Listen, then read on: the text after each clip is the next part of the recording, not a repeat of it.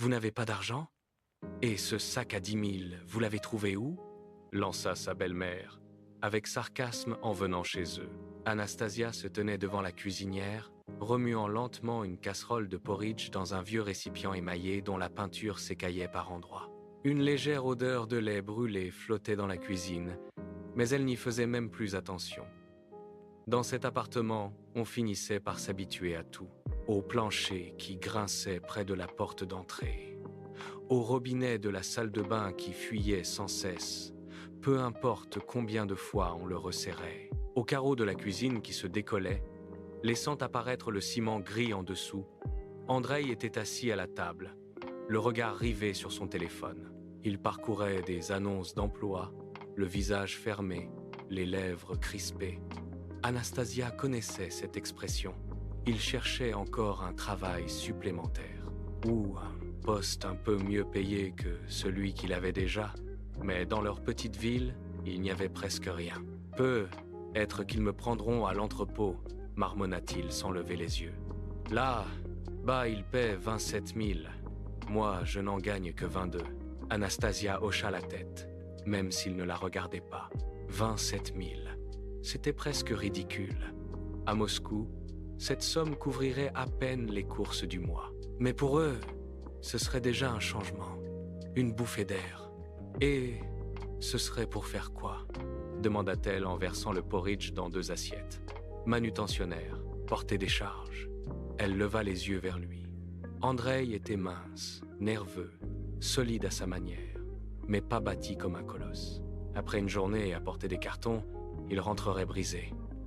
Réfléchis bien avant, dit-elle doucement. Ta santé vaut plus que ça. Il eut un léger grognement et posa son téléphone. Puis, il se mit à manger sans un mot. Anastasia s'assit en face de lui, mais elle n'avait pas faim. Son regard erra sur le papier peint décollé, sur le vieux réfrigérateur qui bourdonnait comme un moteur sur le point d'exploser. Demain, elle devrait encore laver des cages d'escalier. Mercredi, nettoyer l'appartement de cette femme de la rue Sovietskaya. Vendredi, celui d'une autre, toujours prête à lui reprocher une poussière oubliée. Un coup frappé à la porte interrompit ses pensées. Pas une sonnette. Un coup sec, insistant, exigeant. Andreï leva les yeux et Anastasia vit aussitôt son visage changer. Une sorte de fatigue coupable passa dans son regard. Il se leva et alla ouvrir. « Bonjour, maman », entendit-elle depuis l'entrée. Anastasia expira lentement. Tatiana Petrovna. Bien sûr, qui d'autre pouvait venir sans appeler, sans prévenir? Andreï, pourquoi tu ne m'as pas dit que je passais? Lança la belle-mère d'un ton contrarié, alors qu'elle ne prévenait jamais elle-même. J'aurais pu vous surprendre. Elle entra dans la cuisine et balaya aussitôt la table du regard où se trouvaient les 2 assiettes de porridge. Ses lèvres se pincèrent. « Bonjour, Tatiana Petrovna », dit Anastasia en se levant avec un sourire forcé. « Assieds-toi, assieds-toi », fit la belle-mère d'un geste de la main, comme si elle était chez elle. « Je ne reste pas longtemps. Je passais dans le coin, alors je me suis dit que j'allais jeter un œil. » Passait dans le coin. Alors que leur immeuble se trouvait à l'extrémité de la ville, dans une impasse que personne n'empruntait jamais, Anastasia ne répondit pas. Tatiana Petrovna s'approcha du réfrigérateur, l'ouvrit et inspecta son contenu. Une brique de lait, un morceau de fromage, quelques légumes. Son expression se fit encore plus sévère. « Andreï, au moins, tu manges correctement ?» demanda-t-elle en refermant la porte. « Demain, je t'apporterai du bortsch. »« Maman, ce n'est pas la peine, » répondit-il en se frottant l'arête du nez. « On se débrouille. »« Vous vous débrouillez ?» Elle eut un petit rire méprisant. « Je vois bien ce qu'il y a dans votre frigo. Du porridge et 3 restes. » Sous la table, Anastasia serra les poings.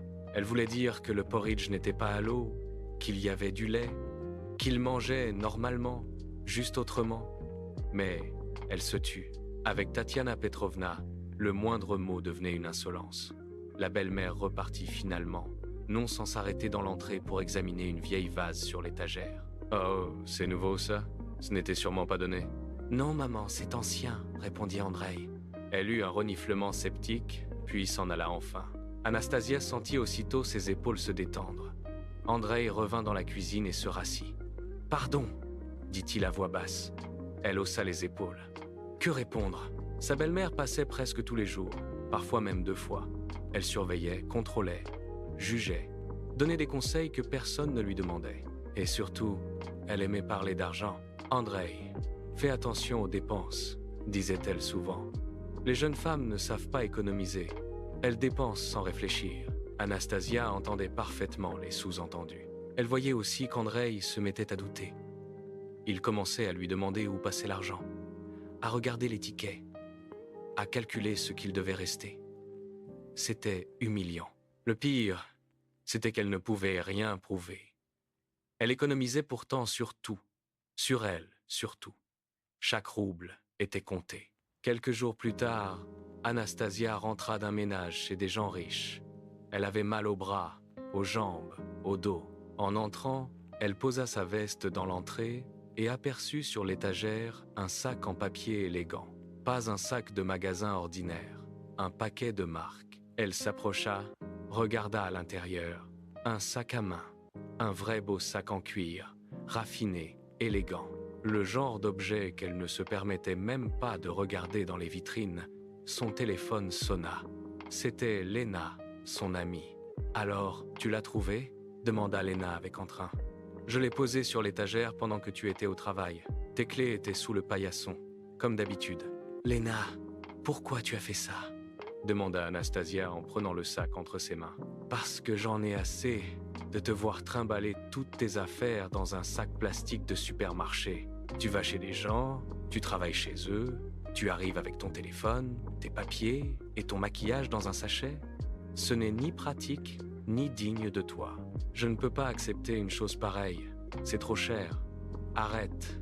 On me l'a offert et il ne me plaît pas. J'en ai déjà plusieurs. Prends-le. Toi, tu en as besoin. » Anastasia voulut refuser. Puis elle regarda le vieux sac plastique déchiré qu'elle utilisait chaque jour et elle comprit que Lena avait raison. « Merci, » souffla-t-elle. « Vraiment. » Le lendemain, elle emporta le sac avec elle. Elle y rangea toutes ses affaires. Son vieux téléphone, son portefeuille usé, un rouge à lèvres, un peigne. Le sac était léger, pratique, beau. Et pour la première fois depuis longtemps, elle marcha dans la rue, la tête haute. Elle ne se sentit plus misérable. Le soir, en rentrant, elle posa le sac sur l'étagère de l'entrée et commença à préparer le dîner. Andreï n'était pas encore là. On frappa à la porte. Encore. Tatiana Petrovna entra comme d'habitude, sans invitation. Elle passa dans la cuisine, regarda la casserole sur le feu, puis son regard dévia vers l'entrée. Anastasia comprit immédiatement. La belle-mère avait vu le sac. Elle se leva, alla jusqu'à l'étagère, le prit entre ses mains, observa l'étiquette, fit glisser ses doigts sur le cuir. « Il est joli », dit-elle d'un ton étrangement calme. « Il a dû coûter cher, non ?» Le cœur d'Anastasia se mit à battre plus vite. Quelque chose dans cette voix était mauvais. Trop lisse, trop calme. « C'est une amie qui me l'a donné », répondit-elle. Tatiana Petrovna esquissa un sourire venimeux. « Vraiment? Une amie? Très bien, admettons. » Elle reposa le sac, retourna s'asseoir et ne dit plus rien. Elle resta encore quelques minutes à parler de banalités avant de repartir. Mais Anastasia le sentit tout de suite. Ce n'était pas fini. Une semaine passa, étonnamment calme. Tatiana Petrovna ne vint pas. Anastasia commençait même à croire qu'elle s'était lassée. Puis, un samedi matin, on frappa à nouveau. Elle ouvrit. Sa belle-mère se tenait là, avec un sourire trop poli. « Nastia, je peux entrer ?» « Bien sûr. » Tatiana Petrovna s'installa dans la cuisine. Anastasia mit la bouilloire à chauffer, sortit des biscuits, tenta de paraître naturelle alors qu'une angoisse sourde lui serrait déjà la poitrine. « J'ai une faveur à te demander », commença la belle-mère, en croisant les mains sur la table. « J'aurais besoin d'un peu d'argent. 10 000, à peu près. Je te rembourserai, bien sûr. J'ai eu une dépense imprévue. » Anastasia resta immobile, sa tasse à la main. 10 000. Il ne les avait pas. Pas du tout. « Tatiana Petrovna, nous n'avons pas cette somme. Vraiment pas. Nous avons déjà du mal à joindre les deux bouts. » La belle-mère plissa les yeux.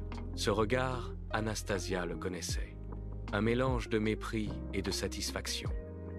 Puis elle lança, d'une voix douce et venimeuse. « Vous n'avez pas d'argent? Et ce sac à 10 000, vous l'avez trouvé où ?» Anastasia ouvrit la bouche, mais aucun mot ne sortit. « Je ne suis pas aveugle, » poursuivit Tatiana Petrovna. « Je connais cette marque. Ce genre de sac coûte entre 10 et 15 000. Et tu veux me faire croire que vous n'avez pas d'argent? C'est un cadeau de mon ami, dit Anastasia d'une voix tremblante. Je vous l'ai dit, un cadeau? Fit la belle-mère, avec un ricanement. Quel ami offrirait une chose pareille? Tu t'entends parler, au moins? C'est vrai, s'écria enfin Anastasia. Lena me l'a donné parce que j'allais travailler avec un sac plastique, un sac de supermarché. Vous comprenez? Parce que je n'ai même pas de quoi m'acheter un vrai sac à main. Sa voix se brisa. Les larmes montèrent brusquement, incontrôlables. Je lave les cages d'escalier des autres, continua-t-elle, la gorge serrée. Je frotte les sols à genoux pour 1000 roubles. Je nettoie les appartements de gens qui me regardent comme si je n'existais pas. Et vous pensez que je pourrais me payer un sac à 10 000? Elle porta ses mains à son visage. Ses épaules tremblaient. Elle avait honte. Honte de sa pauvreté. Honte de cette vie. Honte de ne pas réussir à se défendre autrement qu'en pleurant. À cet instant, la porte d'entrée claqua. Andreï venait de rentrer. Il entra dans la cuisine et s'immobilisa, son visage devint blanc. « Qu'est-ce qui se passe ici ?» demanda-t-il d'une voix sourde. Tatiana Petrovna se redressa aussitôt, prête à se justifier. Mais Andreï ne la regardait pas. Il fixait Anastasia, son visage mouillé de larmes, ses mains tremblantes. « Nastia, pourquoi tu pleures ?» demanda-t-il en s'agenouillant près d'elle. Elle ne réussit qu'à secouer la tête. « Andreï, je lui ai juste demandé pour l'argent. » S'empressa de dire sa mère. « Je voulais lui emprunter un peu. Elle dit qu'ils n'en ont pas. Mais elle s'achète des sacs chers. » « Ce n'est pas son sac, dit Andreï d'une voix basse, mais soudain dur. Une amie le lui a donné pour qu'elle n'aille plus travailler avec un sac plastique. » Il se releva lentement. Puis il se tourna vers sa mère.